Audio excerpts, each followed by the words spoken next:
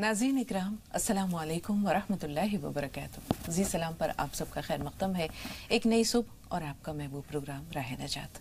मैं आपकी मेज़बान शगुफ्ता यास्मीन इस स्टूडियो प्रोग्राम की रौनक को दोबाला कर रहे हैं सिलसिला चिश्तिया साबरिया के साहिब निस्बत आलिम दीन और मारूफ इस्लामी स्कॉलर जनाब मौलाना अब्दुल्ला तारिक साहब। मिलकर इस्तकबाल करते हैं आपके और अपने मुअज़्ज़ज़ मेहमान का। पुरतपा खैर मक़दम खुश आमदीद मौलाना साहब। और बहुत शुक्रिया कि नासाज़ी तबीयत के बावजूद आपने मौका निकाला, वक्त निकाला अपने तमाम नाज़रीन की रहनुमाई के लिए। हम हद दर्जा आपके शुक्रगुजार हैं मौलाना साहब। तो नाज़रीन आपको भी जोड़ते हैं, शामिल करते हैं आपके प्रोग्राम में। आज के मौजू की तरफ आते हैं, अल्लाह ताला की मोहब्बत को पाने के तरीक़े। किसी शायर ने, बल्कि हम ये कहें कि जिगर ने क्या खूब कहा है कि एक लफ्ज़ मोहब्बत का अदना सा फसाना है, सिमटे तो दिले आशिक, फैले तो ज़माना है। नाज़रीन, कायनात के ज़र्रे ज़र्रे में ये जज्बा कार फरमा है। ये मोहब्बत बंदे को बंदे से भी हो सकती है और बंदे को अल्लाह ताला से भी होती है। यानी इसका दायरा फैलते फैलते न जाने कहाँ तक पहुँचता है। अगर हम अल्लाह ताला की मोहब्बत की बात करते हैं तो बहुत ही अजीम जज्बा है। हर इंसान अल्लाह ताला से मोहब्बत का दावा तो करता है, लेकिन जब हम अपने गिरबान में झांकते हैं, अपनी ज़ात का, अपनी नफ्स का एहतसाब करते हैं, तो हम ये पाते हैं कि हम तो कहीं भी नहीं हैं। ये दावा बहुत खोखला है। अल्लाह से मोहब्बत करने के लिए जो कहा गया है कि मोहब्बत के लिए कुछ ख़ास दिल मखसूस होते हैं, ये वो नगमा है जो हर साज पर गाया नहीं जाता। किसी ने हज़रत बिलाल से पूछा कि बिलाल, बड़ी बड़ी बातें करते हो, ये तो बताओ कि अगर अल्लाह ताला से तुम्हें इतनी मोहब्बत थी तो फिर तुमने इस राह में इतनी तकलीफ़ें क्यों सही, इतनी मुसीबतें क्यों सही, इतना सताए क्यों गए? तो बिलाल ने कहा कि तुम भी तो बर्तन खरीदते हो। जब बाजार में जाते हो बर्तन खरीदने के लिए तो उसे ठोक बजा कर देखते हो कि मिट्टी सही लगी है कि नहीं, सही तौर पर ये पका है कि नहीं, पुख्ता है कि नहीं, इसमें खनक है कि नहीं। तो मैं अल्लाह ताला से मोहब्बत करूं। अल्लाह ताला ने भी ये चाहा कि बिलाल के दिल को जांच ले, परख ले, टटोल ले कि वाकई मेरी मोहब्बत है इस लायक कि मैं अल्लाह से मोहब्बत का दावा कर सकूं, या इस पर मैं फ़ख्र कर सकूं, या अपने दिल पर नाज कर सकूं। तो ये वो मोहब्बत है जो बहुत एक अजीम जज्बा है। ये अगर किसी दिल में समा जाए तो फिर लोगों को या सहाबियों को बिलाल हबशी बना देती है, सुहैब रूमी बना देती है, सलमान फारसी बना देती है, हज़रत खुबाब बना देती है। तो ऐसे बहुत सारे अल्लाह ताला के नेक बंदे हैं जिन्होंने अल्लाह की मोहब्बत का न सिर्फ ये कि दावा किया या अल्लाह की मोहब्बत पर उन्होंने नाज किया, बल्कि खुशी खुशी अपनी जाने आफरीन के सुपुर्द भी कर दी। आइए मौलाना साहब से जानते हैं कि अल्लाह ताला से मोहब्बत का जो पैमाना है वो क्या है। अल्लाह ताला से मोहब्बत के जो दर्जे हैं मौलाना साहब, वो दर्जे क्या हैं? अस्सलामु अलैकुम वरहमतुल्लाहि वबरकातुहू। बिस्मिल्लाहिर रहमानिर रहीम। अल्हम्दुलिल्लाहि रब्बिल आलमीन वस्सलातु वस्सलामु अला सय्यिदिना व मौलाना मुहम्मद व अला आलिहि व अस्हाबिहि अजमाइन, अम्मा बाद। मोहतरम हज़रात, अल्लाह ताला से मोहब्बत के पैमाने तो बेशुमार हैं, उसके दर्जात भी बेशुमार हैं, लेकिन मोटी मोटी दो चीज़ें हम अगर समझना चाहें तो दो बातें काफ़ी हैं। पहली बात तो यह है कि आमाल की हद तक अल्लाह को राज़ी करने वाले आमाल में एक बुनियादी चीज़ यह है कि गुनाह कम से कम करे आदमी, और हो सके तो गुनाह छोटा या बड़ा कोई ना करे, तो अमल थोड़ा सा भी काफ़ी होगा। हुजूर अकरम सल्लल्लाहु अलैहि वसल्लम ने एक छोटी सी हदीस में ये बात फरमाई है, अखलिस दीनक यकफिकल अमलुल कलील। अपने दीन को खालिस बना लो, तुम्हारे लिए थोड़ा सा अमल भी काफ़ी हो जाएगा। नाफरमानियाँ, इस्लाम के सारे अहकाम को अगर हम समेटें तो कुछ तो वो काम है जो ये करना है, ये करना है, ये करना है, हिदायत और ताकीदात हैं, ये करो, ये करो, ये करो। और कुछ सारे अमाल में से कुछ छांटेंगे तो कुछ ये होंगे कि ये ना करो, ये ना करो, ये ना करो। तो कुछ करने के काम है, कुछ परहेज हैं। अगर आदमी परहेज के मामले में पूरा है तो फिर थोड़ा सा अमल भी काफ़ी होगा। तो एक तो बुनियादी चीज़ ये आदमी समझ ले कि मुझे अल्लाह की नाफरमानी कोई नहीं करनी, उसका हुक्म कोई नहीं तोड़ना। हुक्म पूरा करने के लिए मुझे क्या क्या करना है उसमें से जितना कर सकूं ठीक है, न कर सकूं इतना संगीन मामला नहीं है। सबसे संगीन मामला यह है कि जिस बात को उसने कह दिया कि ये ना करो और हम वो कर लें, ये ज़्यादा संगीन है। एक तो इसमें पूरा उतर जाए आदमी। बेशक। दूसरी एक चीज़, आप एक खातून हैं, इस बात को आप ज़्यादा बेहतर समझ सकती हैं कि किसी औरत के ساتھ کوئی آدمی برا سلوک کرے اچھا سلوک کرے اس سے اتنا زیادہ پریشان نہیں ہوتی وہ، لیکن اس کے بچے کو کوئی آدمی انگلی لگائے تو وہ اسے برداشت نہیں کر سکتی۔ ہم تو انسان ہیں مولانا صاحب، آپ مرغی کو دیکھیں، مرغی کو دیکھ لیجیے، اپنی ہستی کو مٹا کے وہ اڑ جائے گی، کتے سے بلی سے مقابلہ کرے گی مرغی، حالانکہ اس کے مقابلے میں بہت کمزور ہے وہ، لیکن وہ اڑ جائے گی، اپنے بچے کو کچھ آنچ نہیں آنے دے گی۔ تو اللہ تعالیٰ کو بھی اپنے بندوں سے جو بے حد محبت ہے، اور کسی بھی کاریگر کو اپنے پروڈکشن سے جو محبت ہوتی ہے وہ کام بنانے والا، کام کرنے والا ہی جان سکتا ہے۔ حضور اکرم صلی اللہ علیہ وسلم یہ فرماتے ہیں، اور بہت مشہور حدیث ہے، بہت سارے محدثین نے اس کو بیان کیا اور کئی صحابہ کرام سے نقل کی گئی ہے۔ حضور اکرم صلی اللہ علیہ وسلم فرماتے ہیں کہ الخلق عیال اللہ فاحبهم الی اللہ انفعهم لعیالی، ساری مخلوق اللہ کا کنبہ ہے، اور اللہ کو سب سے زیادہ عزیز وہ آدمی ہوتا ہے جو اس کے کنبے کے لیے نفع بخش ہو، فائدہ مند ہو۔ جو انسانوں کو فائدہ پہنچا رہا ہے وہ اللہ کو زیادہ اچھا لگتا ہے۔ اس میں یہاں تک بھی، اور میں صوفیاء کرام کی بات کروں تو صوفیاء کرام کی زندگی کا تو مشن ہی یہ ہے، میں صوفیاء کرام کی بات نہیں کر رہا ہوں، میں حضرت عبداللہ بن عباس رضی اللہ تعالیٰ عنہ جو جلیل القدر صحابی ہیں، حبر الامہ ہیں، حضور اکرم صلی اللہ علیہ وسلم کے حقیقی چچاد بھائی ہیں، اور صحابہ کرام میں بھی بہت اعلیٰ درجے کے ہیں۔ ان کا معاملہ ہم نے یہ دیکھا ہے، حدیث کی کتابوں میں بات لکھی ہوئی ہے کہ ایک صاحب کو انہوں نے دیکھا کہ مسجد میں بیٹھے ہوئے ہیں اور بہت پریشان ہیں، غمگین ہیں۔ انہوں نے پوچھا کہ کیا بات ہے، کچھ پریشان نظر آ رہے ہو؟ انہوں نے کہا اللہ کے رسول کے بھائی، فلاں آدمی کا میرے اوپر قرضہ ہے اور وہ تقاضا کر رہا ہے اور میرے پاس گنجائش نہیں ہے، اور حضور اکرم صلی اللہ علیہ وسلم کی مسجد میں اندر بیٹھے ہیں، وہیں حضور اکرم صلی اللہ علیہ وسلم کا مزار ہے، اور انہوں نے حضور اکرم صلی اللہ علیہ وسلم کے مزار کی طرف اشارہ کر کے کہا کہ اس قبر والے مقدس ہستی کی قسم کھا کے کہتا ہوں کہ میرے پاس گنجائش نہیں ہے کہ میں اس کا مطالبہ پورا کروں۔ حضرت عبداللہ بن عباس رضی اللہ تعالیٰ عنہ نے ان سے فرمایا کہ تم کہو تو میں جا کے اسے سفارش کروں کہ کچھ دن کے لیے تمہیں مہلت دے دے؟ انہوں نے کہا ایسا ہو جائے تو بہت اچھا ہے۔ وہ اعتکاف میں تھے، حضرت عبداللہ بن عباس رضی اللہ تعالیٰ عنہ اسی وقت نکلے اور مسجد سے باہر چلے گئے۔ مسئلہ یہ ہے کہ اعتکاف میں اگر آپ ہیں اور مسجد سے باہر نکل گئے تو اعتکاف آپ کا ختم ہو گیا۔ تو جب وہ مسجد سے باہر نکل گئے تو ان سے کہا گیا کہ آپ کا تو اعتکاف تھا، آپ کو یاد نہیں رہا؟ انہوں نے کہا کہ انہوں نے بھی اسی طرح سے کہا کہ اس قبر والے مکرم ہستی کا قسم کھا کے کہتا ہوں میں کہ انہوں نے یہ فرمایا ہے کہ کوئی آدمی اگر کسی اپنے بھائی کی ضرورت پورا کرنے کے لیے جاتا ہے تو ایک جانے آنے کی وجہ سے اسے 100 سال کے اعتکاف کا ثواب ملتا ہے۔ سبحان اللہ۔ تو میں اس 10 دن والے اعتکاف کے لیے اگر اس 100 سال والے اعتکاف کی خاطر اس کو قربان کر رہا ہوں تو کوئی بڑا نقصان نہیں ہے۔ اس کا مطلب یہ ہوا کہ بہت ساری عبادتیں بھی قربان کی جا سکتی ہیں، فرض کی بات نہیں کر رہا ہوں میں، بہت ساری وہ عبادتیں جو بہت ہی مقدس ہیں۔ مسجد نبوی میں حضور اکرم صلی اللہ علیہ وسلم کے برابر میں جو مسجد ہے اس میں رمضان المبارک کے آخری عشرے کا اعتکاف ہے، اور کون نکل پڑے ہیں؟ کوئی معمولی آدمی، احکام سے بے خبر آدمی کی بات نہیں ہے۔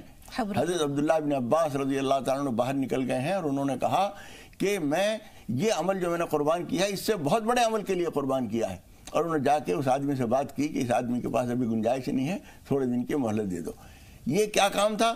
ایک کسی انسان کی مدد کے لیے ایک اعتکاف قربان کیا انہوں نے۔ اس سے سمجھئے کہ صحابی کی نظر میں اولیاء کرام کا تو مشن یہی ہے، اور ہم بھی ان کے کفش برداروں میں ہیں۔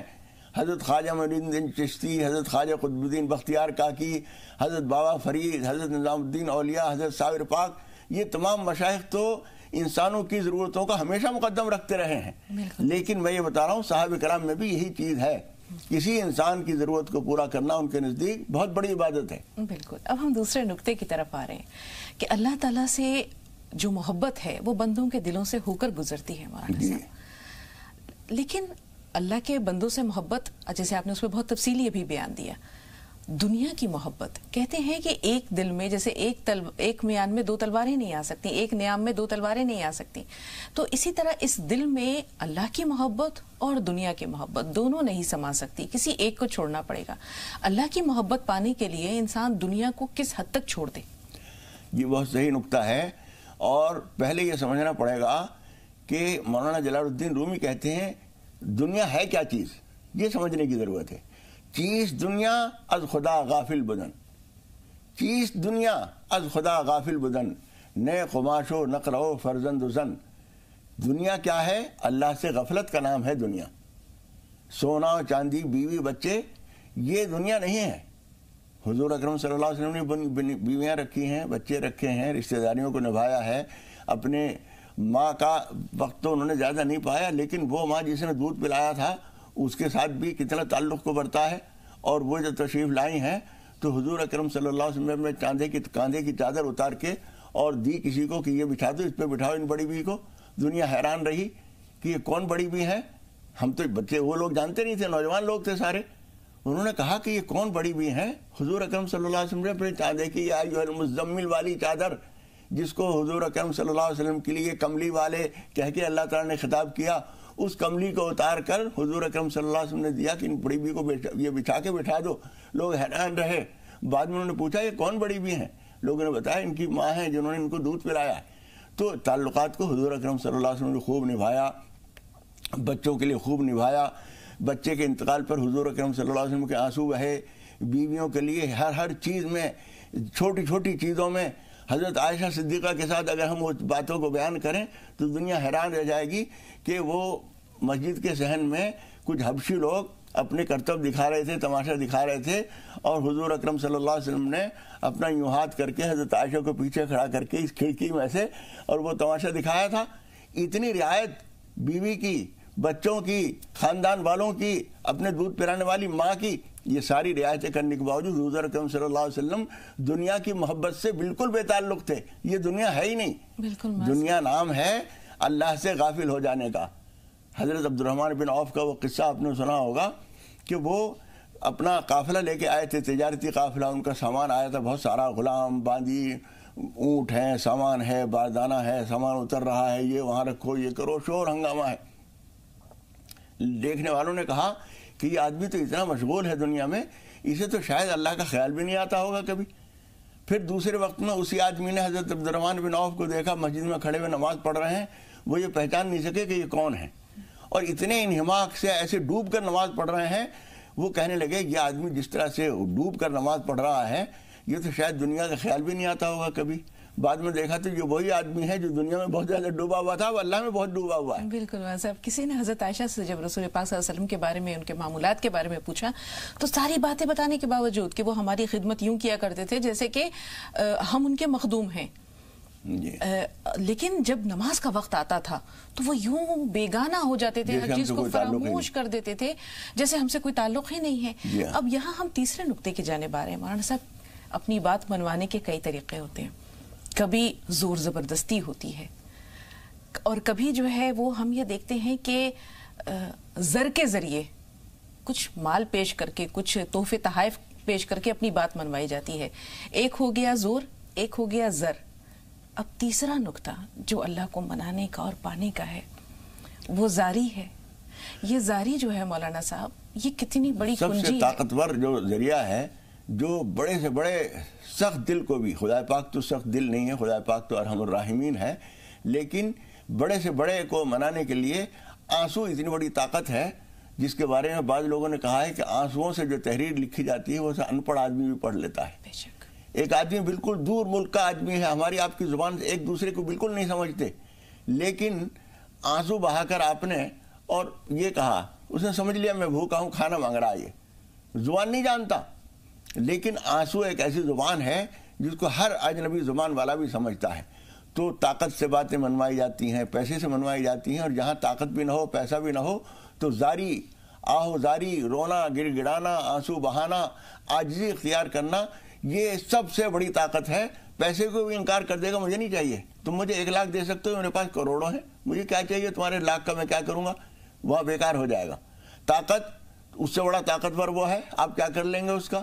لیکن زاری کا کوئی جواب نہیں ہے. جب آہو زاری سے کوئی چیز منوائی جاتی ہے تو وہ ماننے پہ آدمی مجبور ہوتا ہے. اللہ رب العالمین کے یہاں بھی سب سے زیادہ طاقتور جو چیز ہے، ایک ہوک سی دل میں اٹھتی ہے، ایک درد جگر میں ہوتا ہے، ہم یاد میں تیری روتے ہیں جب سارا عالم سوتا ہے. وہی لے کر آ رہے ہیں مولانا صاحب. تتجافا جنوبہم عن المضاجع. ایک ہے وفا اور ایک ہے جفا. کہتے ہیں جفا بڑی بری چیز ہے، کہتے ہیں تو بے وفا ہے، اس کے اندر وفا نام کی چیز نہیں ہے، اور یہ جفا کش ہے، یہ جفا کرنے والا ہے.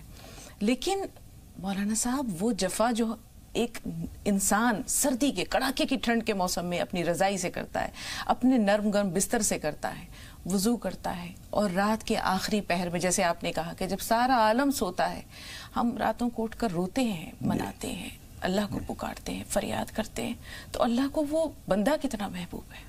وہ بندہ اتنا محبوب ہوتا ہے کہ جو بات اسے نہیں کرنی ہوتی ہے، جس نے طے کر لیا ہے کہ یہ کام نہیں کرنا ہے، اس کو بھی پورا کر دیتا ہے. آپ نے حضرت موسیٰ علیہ السلام کا وہ قصہ سنا ہوگا.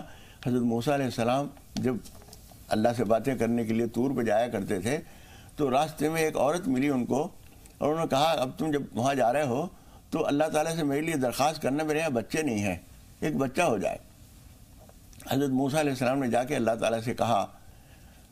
اللہ تعالیٰ نے فرمایا کہ ہم نے اس عورت کے لیے بچہ لکھا ہی نہیں ہے. وہ بات آ کے انہوں نے حضرت موسیٰ علیہ السلام کو بتا دی. حضرت موسیٰ علیہ السلام نے اس بڑی بی کو بتا دی. کچھ دن کے بعد گزرتے ہوئے سال ڈیڑھ سال کے بعد دیکھا اس کی گود میں ایک چھوٹا سا بچہ ہے، بیٹا ہے. انہوں نے پوچھا ہے کس کا بچہ ہے؟ اس نے کہا میرا ہی بچہ ہے. اب اس کی بات تو ہو گئی ختم. حضرت موسیٰ علیہ السلام کا سوال بن گیا.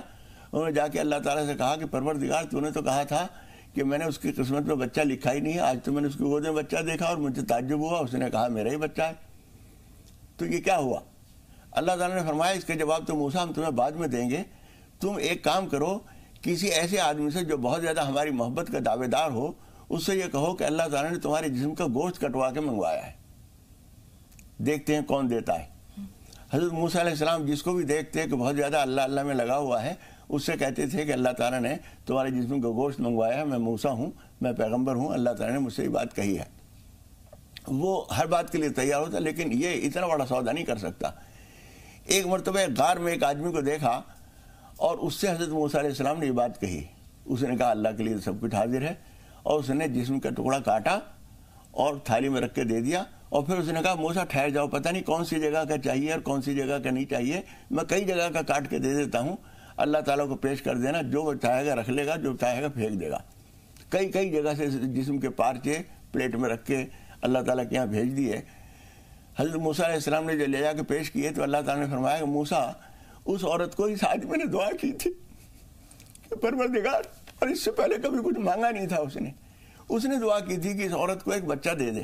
اب مجھے بتا میں کیسے انکار کر دیتا ایسے آدمی کی دعا کے لیے جو اپنے جسم کے پانچے کاٹ کے مجھے دینے کے لیے تیار ہے. بس اب یہی وہ جذبہ ہے جو حضرت سمیہ بناتا ہے، یہی وہ جذبہ ہے جو حضرت یاسر بناتا ہے، یہی وہ جذبہ ہے جو پیغمبروں میں حضرت یحییٰ بناتا ہے، یہی وہ صفت ہے جو حضرت زکریا میں تھی. تو اللہ تعالیٰ کاش کہ ہمیں ان کے پاسنگ بنا دے، ان کے جیسا کیا وہ توفیق عطا کرے ہمیں کہ ہم صرف محبت کی دعوے داری نہ کرے. واقعی اللہ ہمارے دل میں، ہمارے روح میں، ہمارے جسم میں جس طرح خون دوڑتا ہے اس طرح اللہ تعالیٰ کی محبت دوڑے. مولانا صاحب 2 کالر سے بات کر لیتے ہیں. ہنا پہلے آپ سے مخاطب ہے، شیبہ تھوڑا سا انتظار. جی ہنا سوال بتائیے. السلام علیکم اپی. وعلیکم السلام ورحمۃ اللہ وبرکاتہ. جی بہن.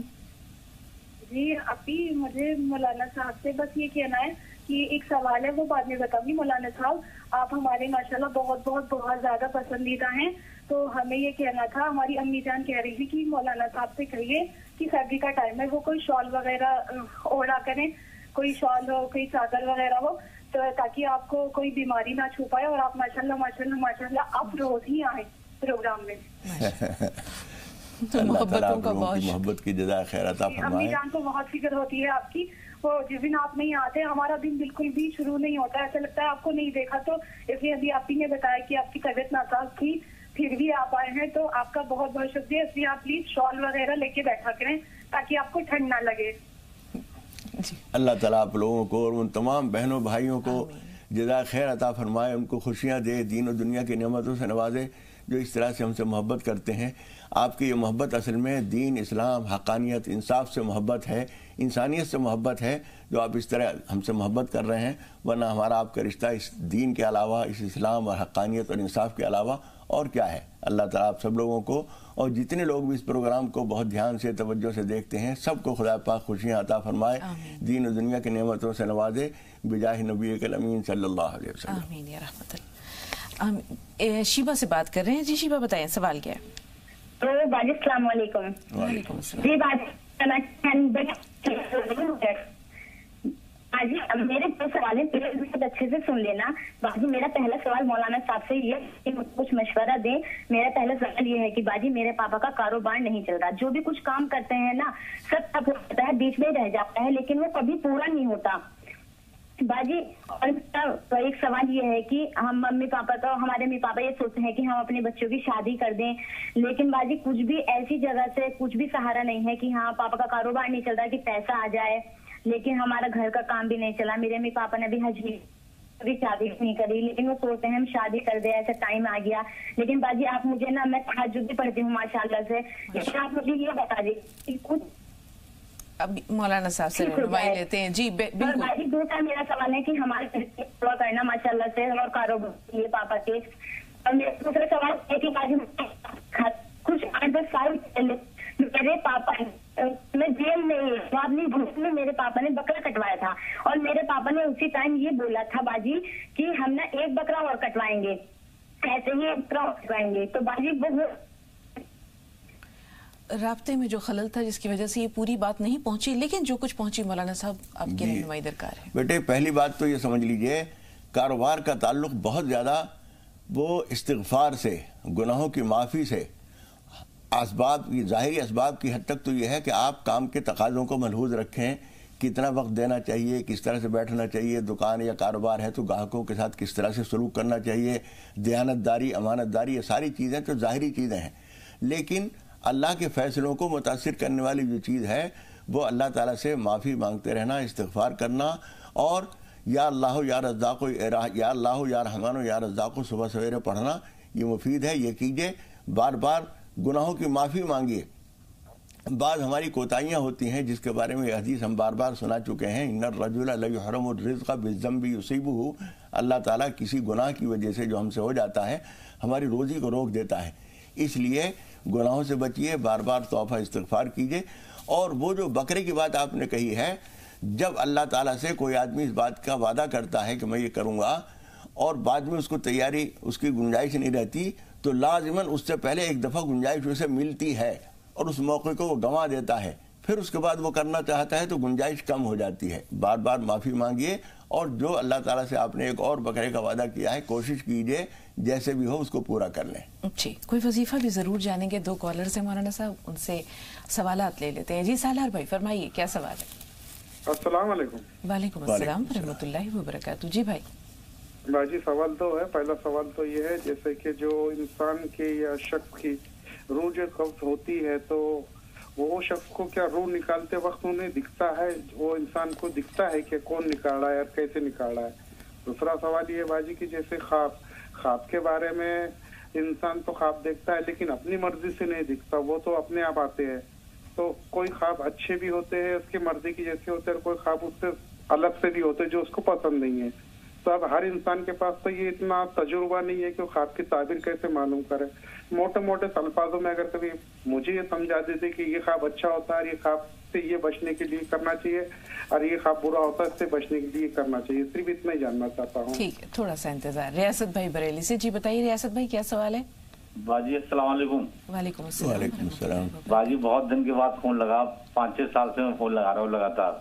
آپ کو مولانا صاحب کو دونوں کو میرا سلام۔ وعلیکم السلام۔ اور بہت اچھا پروگرام لگتا ہے آپ کا، اور مجھ سے یہ گزارش ہے آپ سے کہ مطلب جو دعا کر دیں، بچے کے لیے شادی نہیں ہو رہی ہے، بچے کی لڑکی کی، اللہ تعالیٰ 4 لڑکیاں، ایک لڑکی کی شادی کر دی ہے اور دوسری لڑکی کی میں ڈھونڈ رہا ہوں، رشتہ ہو نہیں پا رہا ہے کہیں سے، آسانیاں پیدا کریں، کوئی وظیفہ بھی کافی کوشش کر رہا ہوں شادی کے لیے، کوئی دعا بتا دیجیے۔ جی ضرور۔ جی اور گھر میں دقت بھی آتی ہے، اور ایک خواب میں نے دیکھا باجی کہ یہ سفید کھیل نہیں ہوتی ہے گٹے، وہ دیکھے تھے میں نے خواب میں، اور شادی کا کارڈ بانٹ رہے ہیں، میرے پاپا ہیں، پاپا ہم دونوں لوگ کارڈ بانٹ رہے ہیں شادی کا، مگر پاپا کا انتقال ہو چکا ہے، قریب 8-10 سال ہو گیا۔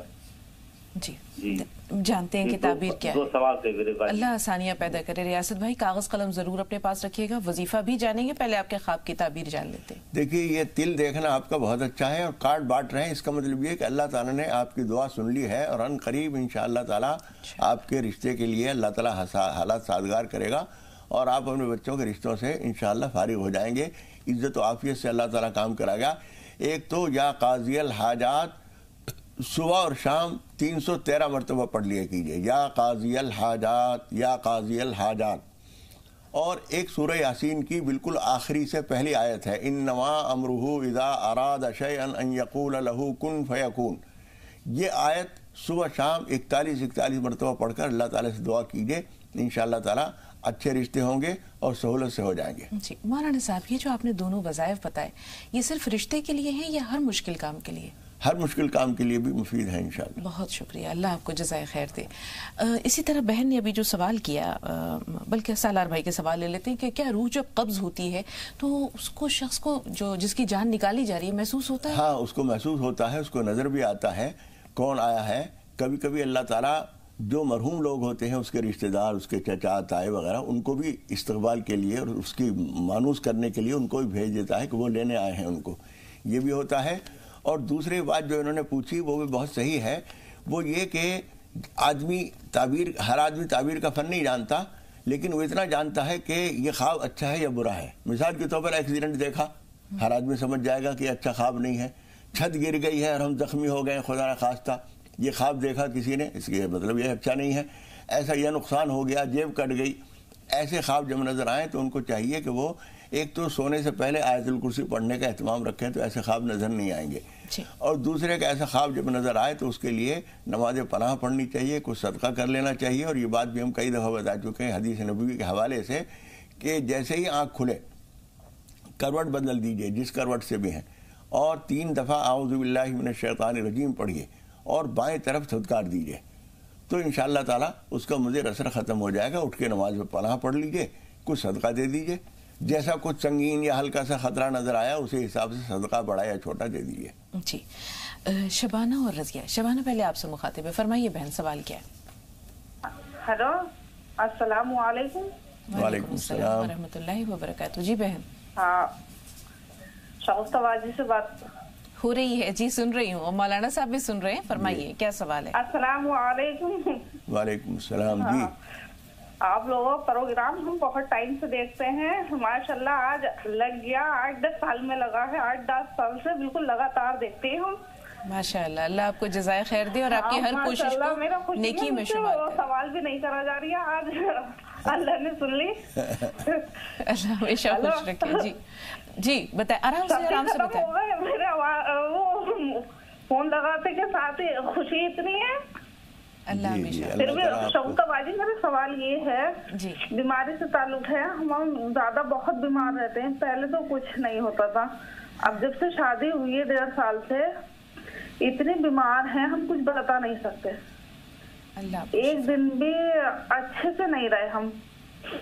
ٹھیک ہے، اور بھی کوئی سوال ہے؟ کیونکہ مدتوں پر آپ کا فون لگا ہے اس لیے ہم چاہتے ہیں کہ آپ کی ساری باتیں لے لیں. کوئی سوال اور بھی ہے؟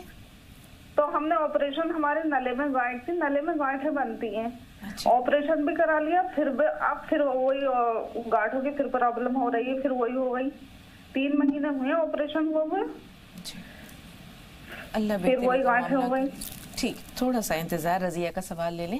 جی رضیہ بہن سوال بتائیے. السلام علیکم باجی. وعلیکم السلام ورحمۃ اللہ وبرکاتہ. السلام علیکم. وعلیکم السلام. اور باجی میرا سوال یہ ہے کہ جیسے قرآن بخشواتے ہیں اور جو کوئی ختم ہو جاتا ہے اس کے بعد کہ مجھے 10 قرآن ہو گئے، 20 ہو گئے، اس طرح سے مطلب کہنا ضروری ہے یا جتنے بھی ہو گئے اسی طرح سے بخشوا دیے جائیں؟ اور دوسرا سوال یہ ہے باجی، جیسے کوئی ہمارے بارے میں کچھ الزام لگا رہا ہے اور ہمیں صحیح معلوم ہو گیا ہاں اس نے یہ کہا ہے، تو اس بات کی ہم صفائی پیش کریں اس کو لے کے، کیونکہ وہ آگے الزام نہیں لگائے، یا پھر ایسی مطلب معاف کرنے کے صبر کرنے والوں کا اللہ ساتھ دیتا ہے. تو اس کے بارے میں معلوم کر رہی تھی. اور دوسری بات یہ بات ہے کہ میں پوری تسبیح تو نہیں پڑھ پاتی، جیسے یہ مولانا صاحب بتاتے نا اتنی، باقی میری زبان پہ رہتا ہے کچھ نہ کچھ. جیسے میں بچوں کو اسکول چھوڑنے بھی جاتی ہوں تو مطلب دوسرا کلمہ یا استغفار یا کچھ نہ کچھ رہتا ہے، لیکن میں اس کی مکمل اس طرح سے تسبیح نہیں کر پاتی کہ پوری یہ 200 کر لی، 300 کر لی. اللہ تعالیٰ نے ویسے تو حج بھی اللہ تعالیٰ نے کروا دی، اس کا بہت لاکھ لاکھ شکر ہے، سن 2016 میں. تو میں پوری تسبیح نہیں کر پاتی، تو یہ ضروری ہے یا نہیں ہے؟ سنیے، غور سے سنیے. جی مولانا. دیکھیے تو خاص تعداد جو بتائی جاتی ہے کچھ چیزوں کی، جیسے 33 مرتبہ سبحان اللہ، 33 مرتبہ الحمدللہ، 34 مرتبہ اللہ اکبر، اس کی اپنی کچھ خاص تاثیرات ہوتی ہیں، لیکن کسی وجہ سے اگر یہ نہ ہو سکے تو حضور اکرم صلی اللہ علیہ وسلم کے یہ بھی فرمان ہے لا یزال لسانک رطبا من ذکر اللہ، تمہاری زبان اللہ کی یاد میں تر رہنی چاہیے. تو کچھ نہ کچھ پڑھتے رہنا یہ اچھا ہے. اگر کوئی خاص تعداد نہیں ہو سکتی تو کوئی بات نہیں، یہ ذکر آپ کا جاری رہنا چاہیے.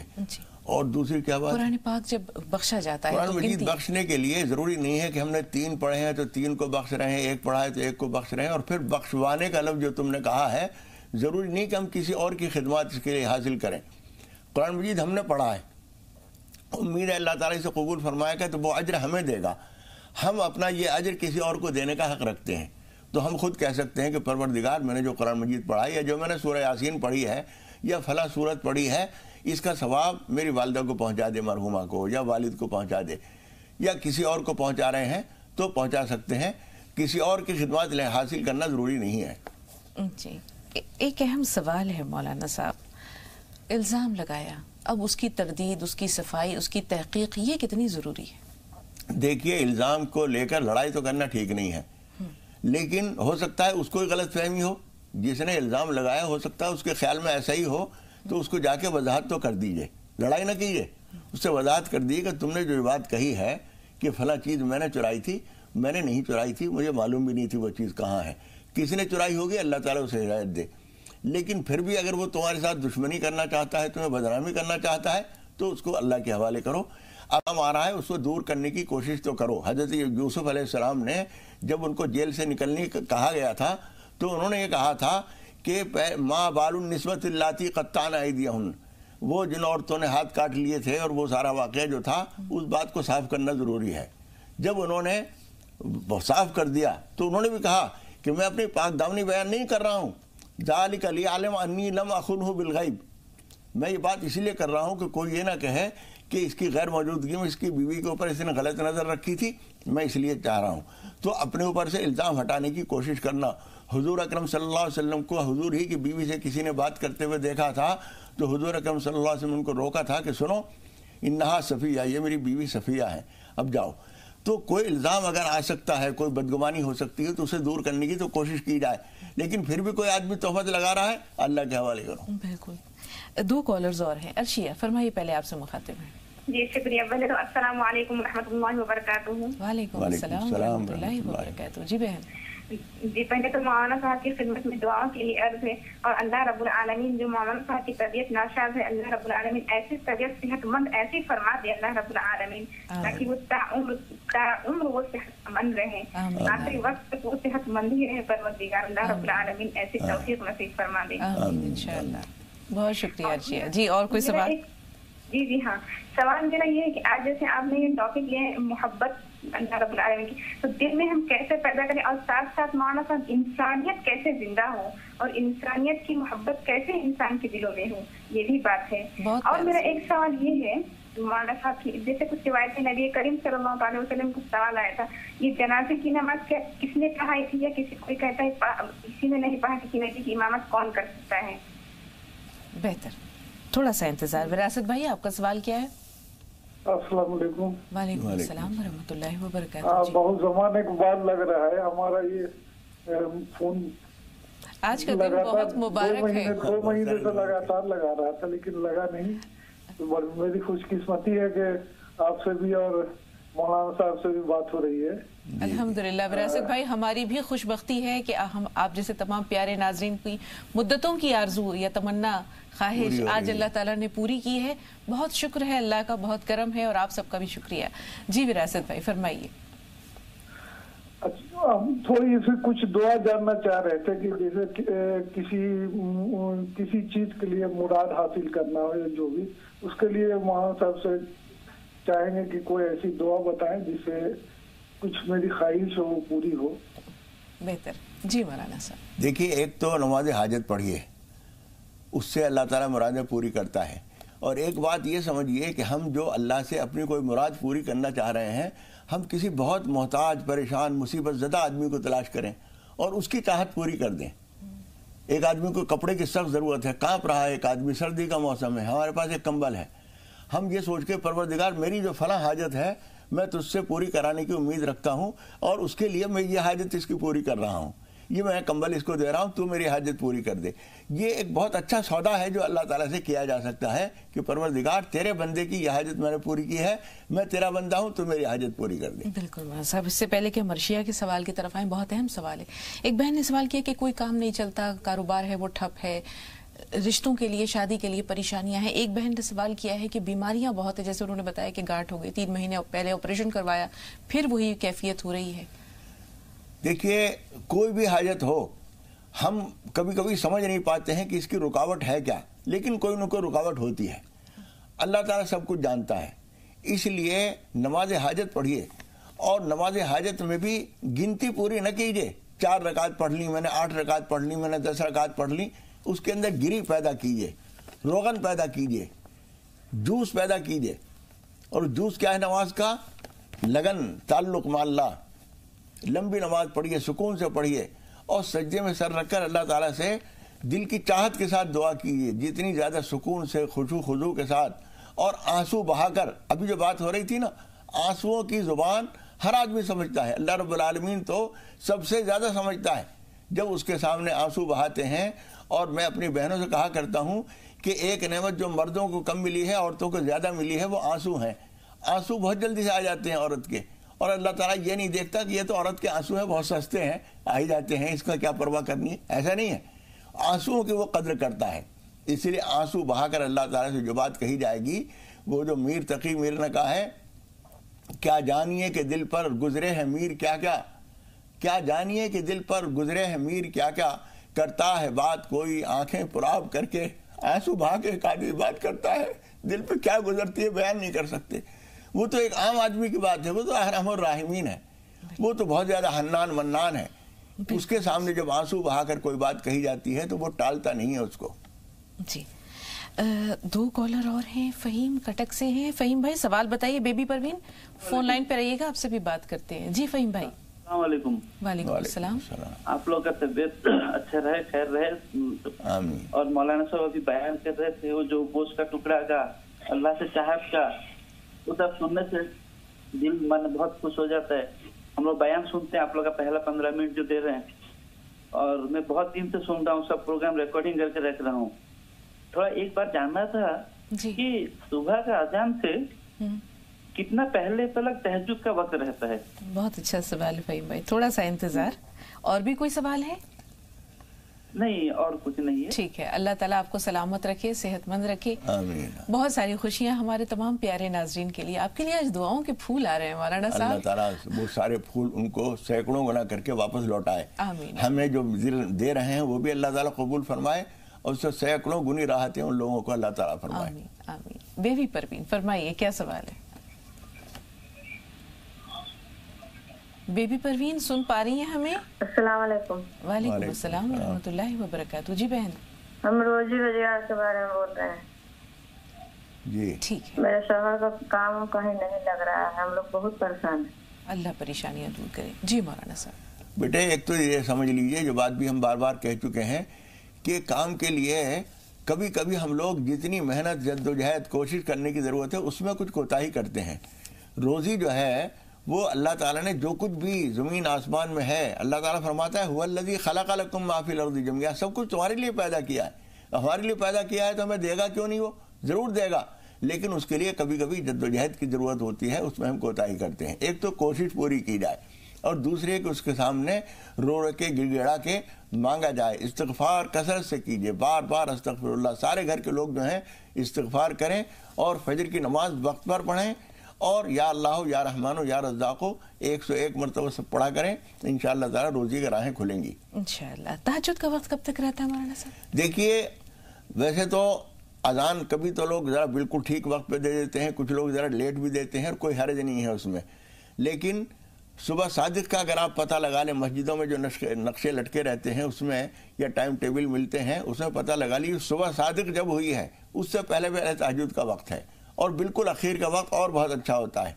उस वक्त में नमाज पढ़ लीजिए, और नमाज पढ़ते पढ़ते आप अजान भी हो गई तो कोई हर्ज नहीं है, उसके बाद सलाम फेर लीजिए नमाज पूरी करके। जी नजमा बीबी साहबा फरमाइए, क्या सवाल है? हेलो। जी बहन फरमाइए, क्या सवाल है?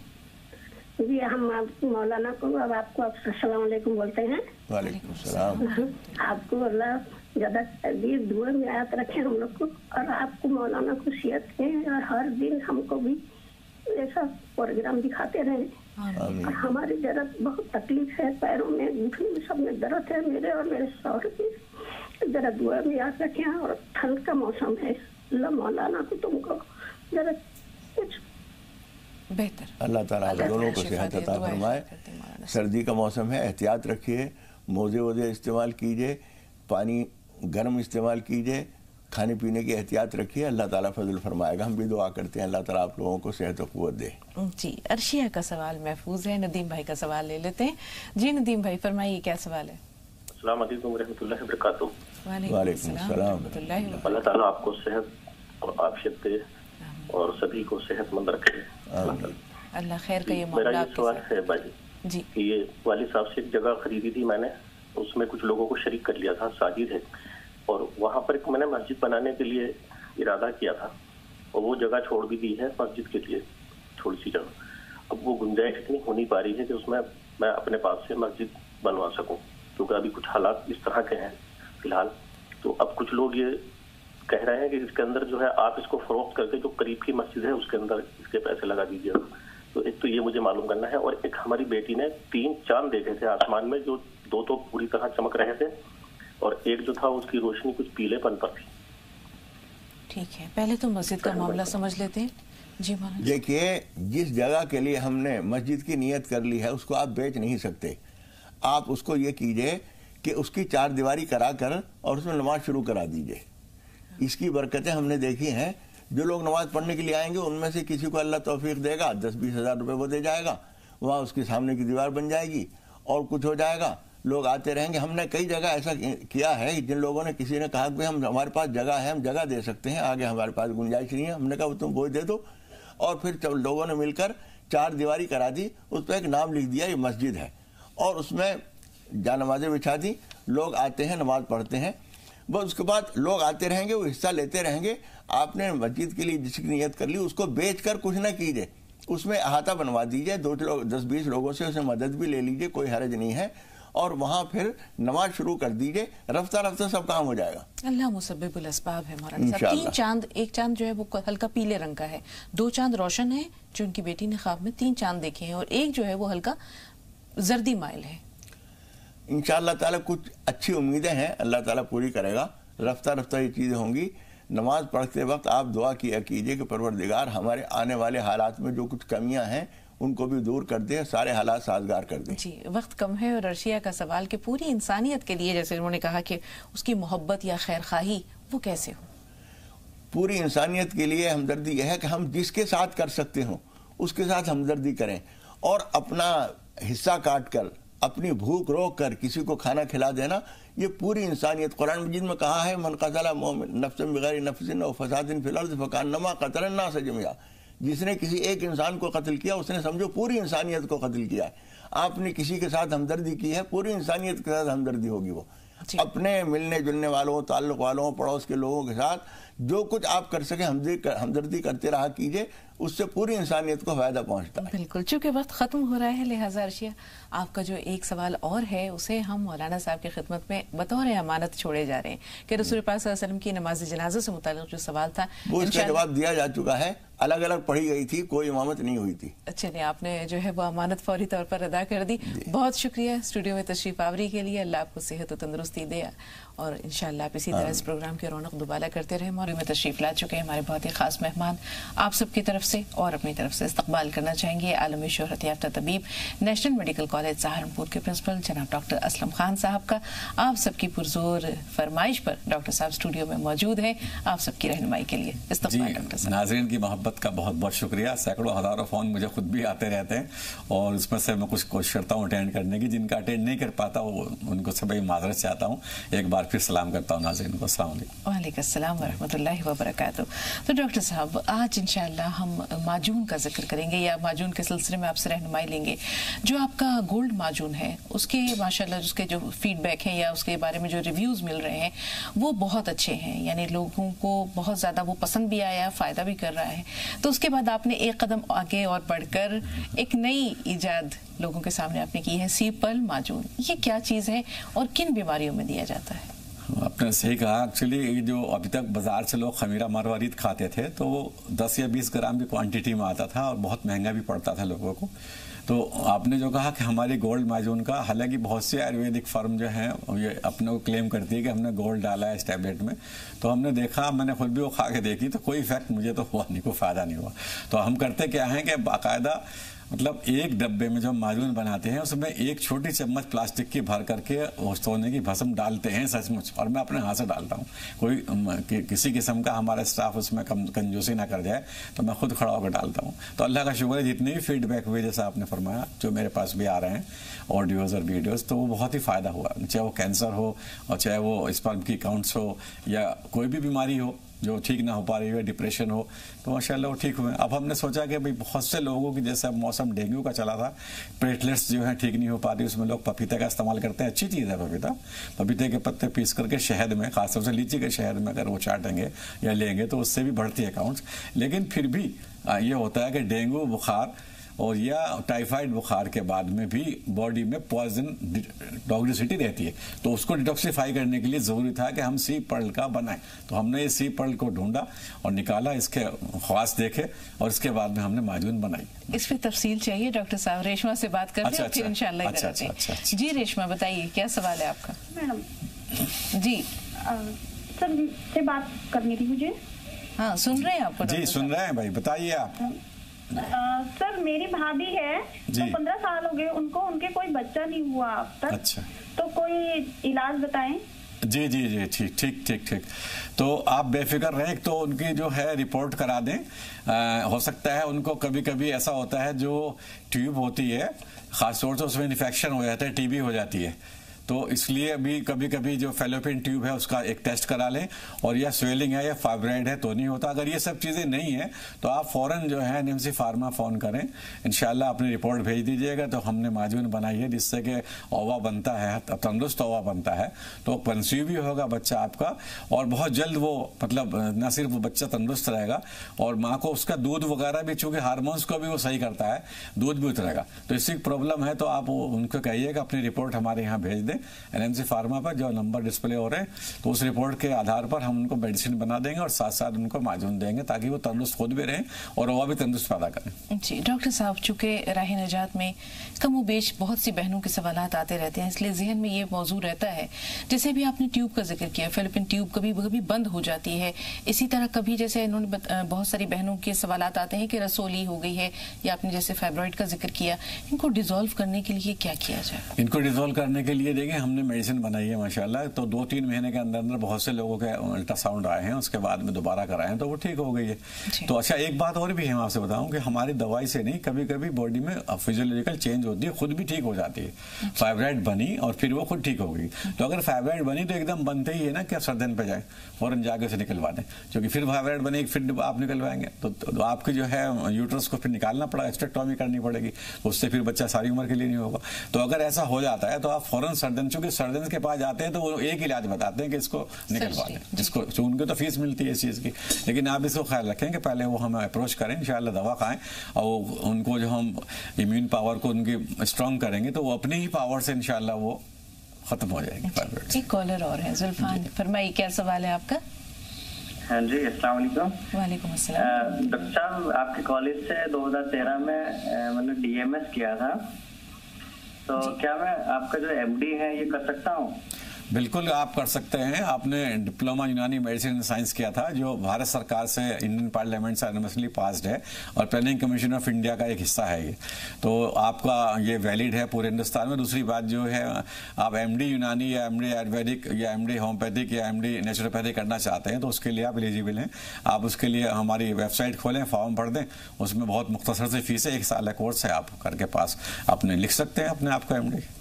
یہاں ایک سوال ان کے سوال سے ہی، جیسے بہت سی جگہوں پر اور بھی ایم ڈی کر سکتے ہیں، لیکن آپ کے یہاں کرنے میں کیا فائدے ہیں؟ جیسے آپ نے کہا کہ بہت مختصر سی فیس ہے. بھائی دوسری جگہ پر جو ایم ڈی کرتے ہیں تو اس میں تو 3 سال لگتے ہیں. اچھا. اور دوسری بات یہ ہے کہ انہیں بہت بڑی تھیسس بنانی پڑتی ہے، اور عام طور سے وہ تھیسس دیکھیے اچھی چیزیں بنانا، لیکن وہ بناتے نہیں، وہ اپنے سر سے یا پچھلے لوگوں کی قریبی ہوتی ہے اسی پہ اپنے نام بدل کے لکھ دیتے ہیں، دے دیتے ہیں تھیسس. تو ہم ان چیزوں سے لوگوں کو فارمیلٹی سے بچاتے ہیں اور آن لائن کرا دیتے ہیں، تاکہ ان کو اگر اب آج فیس مان لو 100 روپے لے رہے ہیں اور ایم ڈی لکھنے کے بعد میں ان کے پاس مریض بھی بڑھیں گے اور 200 روپے بھی لے سکتے ہیں یا 500 جو بھی ان کا ہے جیسا علاقہ ہے، تو وہ کر سکتے ہیں. دوسرے ان کی عزت بڑھے گی سماج میں کہ بھائی یہ اور صلاحیتیں بڑھیں گی، ان کی نالج بڑھے گی ان کی.